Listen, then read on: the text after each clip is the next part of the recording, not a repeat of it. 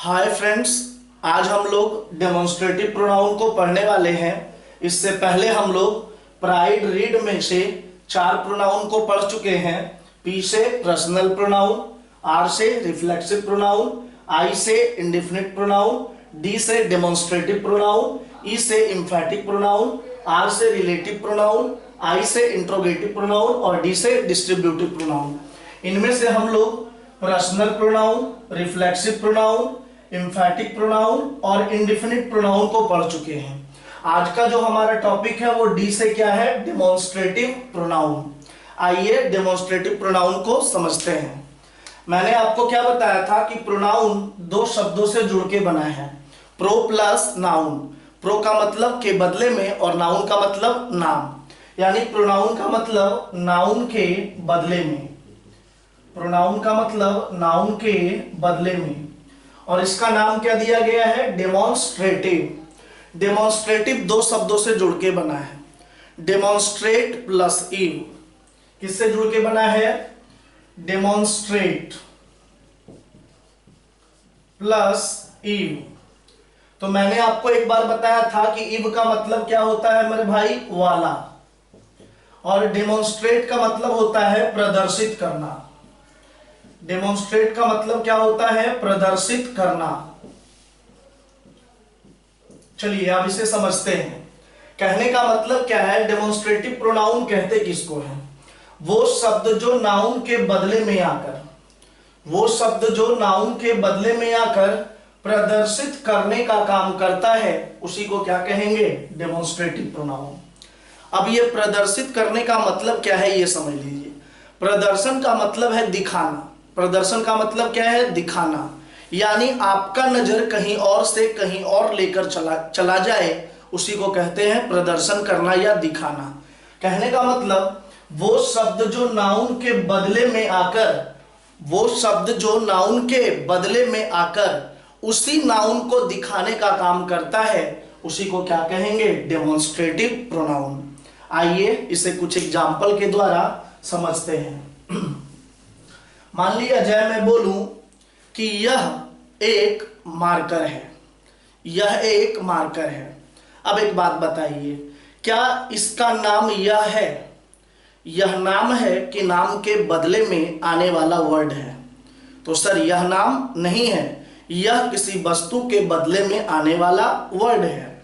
तो वर्ड है तो ये क्या बन जाएगा, प्रोनाउन। लेकिन जरा सोचिए, अभी आप मेरी ओर देख रहे थे, लेकिन जब मैंने बोला यह एक मार्कर है, तो आपका ध्यान मेरे तरफ से कहां चला गया, इस मार्कर की ओर, यानी ये दिखाने का भी काम किया है।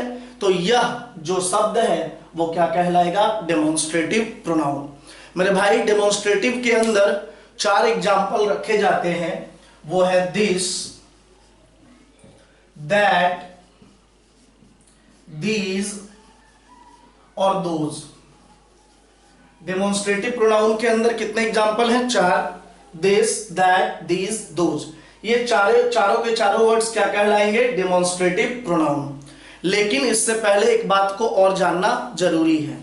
ये 4 वर्ड जो आप देख रहे हैं, दिस, दैट, दीज, दोज, वो डेमोन्स्ट्रेटिव प्रोनाउन का भी काम करते हैं और डेमोन्स्ट्रेटिव एडजेक्टिव का भी काम करते हैं।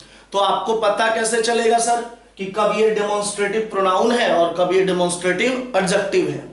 इसका एक मैं लॉजिक दे रहा हूं, आप इसे समझने की कोशिश करेंगे। अगर दिस, दैट, दीज, दोज के बाद नाउन लिखा हो, अगर दिस, दैट, दीज, दोज के बाद क्या लिखा हो, नाउन लिखा हो, तो ये बनेगा डेमोन्स्ट्रेटिव एडजेक्टिव। बोलो क्या बनेगा, डेमोन्स्ट्रेटिव एडजेक्टिव। लेकिन अगर दिस, दैट, दीज, दोज के बाद नाउन ना लिखा हो, तो ये बनेगा डेमोन्स्ट्रेटिव प्रोनाउन। मैं एक बार फिर से बोल रहा हूं कि डेमोन्स्ट्रेट करने का काम कितने शब्द करते हैं, 4। This, that, these, those.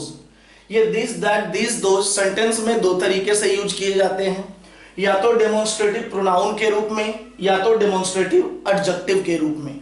आपको पता कैसे चलेगा कि कब ये डेमोन्स्ट्रेटिव एडजेक्टिव है और कब ये डेमोन्स्ट्रेटिव प्रोनाउन है? तो इसे जानने का एक ही लॉजिक है कि अगर दिस, दैट, दीज, दोज के बाद नाउन आए तो ये बनेगा डेमोन्स्ट्रेटिव एडजेक्टिव। अगर दिस, दैट, दीज, दोज के बाद नाउन ना लिखा हो तो ये बनेगा डेमोन्स्ट्रेटिव प्रोनाउन। आइए इसे आप दो एग्जाम्पल के द्वारा आइडेंटिफाई करके देखिए। मैं यहां पे दो सेंटेंस लिखता हूं, आपको बताना है कि कौन से सेंटेंस में डेमोन्स्ट्रेटिव एडजेक्टिव आया है और कौन से सेंटेंस में डेमोन्स्ट्रेटिव प्रोनाउन आया है। मान लिया जब मैं लिखूं दिस पेन इज न्यू, और मैं एक सेंटेंस लिखता हूं दिस इज न्यू। चलिए आप दोनों सेंटेंस में बताइए कि डेमोन्स्ट्रेट करने वाला वर्ड, प्रदर्शित करने वाला वर्ड या दिखाने वाला वर्ड क्या आया है। बोलो क्या आया है? तो सर दोनों में क्या आया है? दिस। लेकिन दोनों सेंटेंस में दिस अलग अलग काम कर रहा है। एक जगह वो डेमोन्स्ट्रेटिव प्रोनाउन है और एक जगह वो डेमोन्स्ट्रेटिव एडजेक्टिव है। अभी मैंने आपको लॉजिक दिया था, अगर दिस दैट दिस दोस के बाद नाउन आए तो वो बनेगा डेमोन्स्ट्रेटिव एडजेक्टिव, और नाउन ना आए तो वो बनेगा डेमोन्स्ट्रेटिव प्रोनाउन। जरा देखिए तो यहां दिस के बाद नाउन आया है। हाँ सर, पेन क्या है? नाउन। नाउन आया तो ये क्या बनेगा? Demonstrative adjective. लेकिन आप यहां देखिए तो दिस इज न्यू, क्या दिस के बाद कोई नाउन आया है? नहीं आया, तो बोलो ये क्या बन जाएगा? Demonstrative pronoun. मेरे समझ से ये सारी बातें आपको समझ में आ गई होगी। आइए कुछ आगे की चीजों को समझते हैं। मेरे भाई ये this that this those, this that this those में से दो चीजों को जानना जरूरी है, दिस और दैट। दिस का प्लूरल होता है दीज और दैट का प्लूरल होता है दोज। दिस का प्लूरल क्या है? दीज, और दैट का प्लूरल क्या है? दोज। अगर आप दिस और दैट को आप समझ लेते हैं कि कब इस्तेमाल किया जाएगा तो दिस और दोज भी आपको आसानी से समझ में आ जाएगा। तो मैं बता दूं कि दिस का प्रयोग नजदीक की वस्तु के लिए, दिस का प्रयोग नजदीक की वस्तु के लिए तब करते हैं जबकि वो एक हो। दिस का प्रयोग कब करेंगे? नजदीक की वस्तु के लिए, जब कितना हो मेरे भाई? एक हो। और दैट का प्रयोग दूर की वस्तु के लिए, दैट का प्रयोग दूर की वस्तु के लिए तब करते हैं जबकि वस्तु एक हो। आइए इस एग्जाम्पल के द्वारा समझते हैं। मान लिया जाए मैं बोलूं कि I have a pain in my hand, मेरे हाथ में एक कलम है। अब आप बताइए ये पेन मेरे से दूर है या नजदीक है? तो सर नजदीक है, तो आप बोलिए दैट इज न्यू बोलेंगे कि दिस इज न्यू बोलेंगे? अभी मैंने बोला नजदीक वाली वस्तु एक हो तो क्या बोलना पड़ेगा? दिस, तो दिस इज न्यू। समझ में आ रही है बात? लेकिन मैं बोलूं लुक एट द मून, चांद की ओर देखो, लुक एट द मून, चांद की ओर देखो। अब बोलो चांद आपसे नजदीक है कि दूर है? दूर है, तो अब क्या बोलेंगे? दिस इज ब्राइट कि दैट इज ब्राइट? क्या बोलना पड़ेगा? That is bright. समझ में आ रही है बात? इसी ढंग से दिस का प्रयोग तब करते हैं जबकि वस्तु एक से अधिक हो और नजदीक हो, यानी दिस का प्रयोग नजदीक की वस्तु के लिए तब करते हैं जबकि वस्तु एक से अधिक हो, और दोज का प्रयोग दूर की वस्तु के लिए तब करते हैं जबकि वस्तु एक से अधिक हो। मान लिया जाए मैं यहां पे दो मार्कर का रख दूं। अब मैं बोलूं आई हैव टू मार्कर्स। अब हमको बोलना है कि ये सारे नए हैं, तो अब बोलो मार्कर दोनों नजदीक में हैं तो क्या बोलेंगे? दीज आर न्यू कि दोज आर न्यू? तो बोलना पड़ेगा दीज आर न्यू। अब मैं बोलूं लुक एट द स्टार्स, तारों की ओर देखो। अब बता दो तारा नजदीक है कि दूर है? दूर है, तो अब बोलो दीज आर वेरी ब्राइट कि those are very bright? Those are very bright.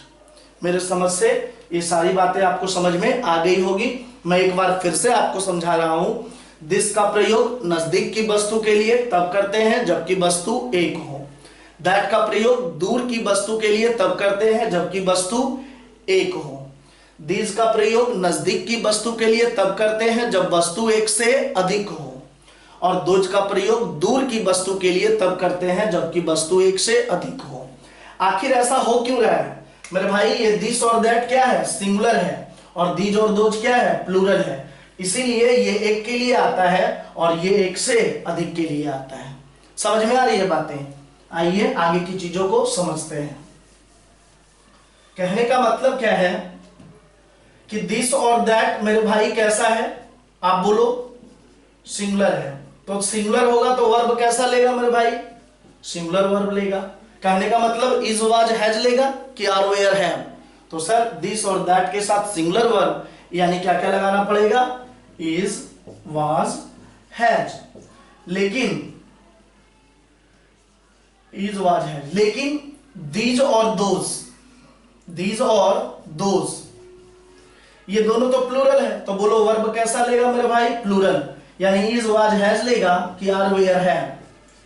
बोलो क्या लेगा, आर वेयर हैव।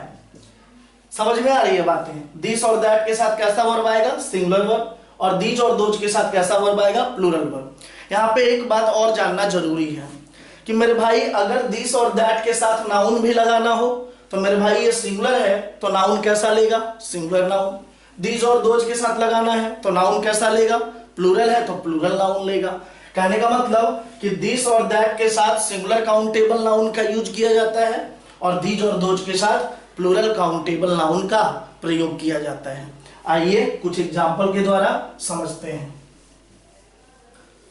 मान लिया जब मैंने बोला this fill in the blanks new, आपके पास ऑप्शन है इज ऑब्लिक आर। आप बोलिए क्या लगेगा, तो अभी मैंने बोला दिस सिंगुलर है, वर्ब कैसा लेगा, सिंगुलर, तो बोलो क्या आएगा, इज। लेकिन मैं बोलू those fill in the blanks new, अब बोलो ऑप्शन दिए इज ऑब्लिक आर, तो आप बोलो दोज कैसा है, प्लूरल, वर्ब कैसा लेगा, प्लूरल, तो इज लेगा कि आर, तो सर आर। समझ में आ रही है बातें। इसी ढंग से मैं दो नाउन का भी एग्जांपल लिखता हूं, आप इसे समझने की कोशिश करें। मैंने बोला that fill in the blanks is very honest, आपके पास ऑप्शन है बॉय ऑब्लिक बॉयज। चलिए आप बता दीजिए। अभी मैंने बताया कि दैट मेरे भाई कैसा है, सिंगुलर, तो अपने साथ नाउन भी कैसा लेगा, सिंगुलर, तो बॉयज लेगा कि बॉय लेगा, तो सर बॉय लेगा। That boy is very honest. समझ में आ रही है बातें। आइए कुछ और एग्जांपल को देखते हैं। मान लिया जब मैं लिखूं those are my fill in the blanks, option friend oblique friends. चलिए आप बताइए क्या भरना पड़ेगा। अभी तो मैंने बताया कि दोज प्लूरल है, वर्ब कैसा लेगा, प्लूरल। अगर नाउन की जरूरत हो तो नाउन भी कैसा लेगा, प्लूरल। तो बोलो फ्रेंड लेगा कि फ्रेंड्स, क्या लगाना पड़ेगा, friends. Those are my friends. These are cat कि दीज आर कैट्स, क्या बोलना पड़ेगा, कैट्स। समझ में आ रहा है। दोज पेन कि दोज पेन्स, बोलो जल्दी, पेन की पेन्स। मैं लिख देता हूं, आप बताओगे। मैं दो एग्जांपल लिखता हूं, आपको बताना है। Those fill in the blanks are new, और those girls fill in the blanks playing. इसके लिए ऑप्शन है आपके पास बॉय पेन ऑब्लिक पेन्स, और इसके लिए ऑप्शन है वाज ऑब्लिक वेयर। चलिए आप बताइए। अभी मैंने बताया दोज प्लूरल होता है, वर्ब भी प्लूरल लेता है, नाउन भी प्लूरल लेता है। तो बोलो पेन आएगा कि पेन्स, तो सर पेन्स आएगा। Those pens are new. लेकिन यहां देखिए दोज गर्ल्स, फिर वही बात, दोज प्लूरल है तो नाउन कैसा लिया, प्लूरल। अब वर्ब कैसा लेगा, प्लूरल। तो बोलो प्लूरल वर्ब बाज है कि वेयर, वेयर है। तो यहां आपका आंसर क्या होगा, दोज गर्ल्स वेयर प्लेइंग। मेरे समझ से ये डेमोन्स्ट्रेटिव प्रोनाउन आपको समझ में आ गया होगा। अब अगले वीडियो में अगले प्रोनाउन को देखेंगे। धन्यवाद।